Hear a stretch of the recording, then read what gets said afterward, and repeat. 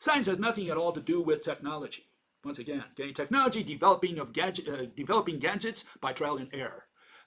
Edison said it perfectly. Thomas Edison. He said, "I have not failed. I just found 10,000 ways that don't work." And that's a summary of technology. And Tesla accused Edison, who worked for Edison, said, if Edison had to find a needle in a haystack, what he would do is go pull one straw at a time until he found the needle. And yeah, so, again, that's technology in a nutshell. It's just trial and error. It's got nothing to do with science. Okay? And what's the science rational explanations? Okay, science does not invent or develop nuclear bombs. Okay, that's technology.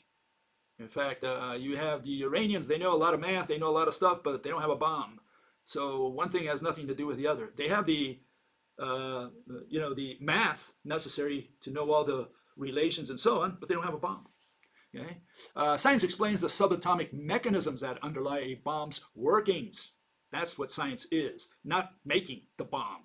Okay? And despite the origins of the word science, okay, science has nothing at all to do with knowledge. Okay? So knowledge is equal to religion. Why? What is knowledge? Belief. Okay? Justified true belief. That's what Plato said, and we still haven't changed that in 10,000 years. And yeah, knowledge means that you already know, and that means you believe in what you know in your own theory. And that's got to do with religion. It's got nothing to do with explaining objectively to someone else what your mechanism is.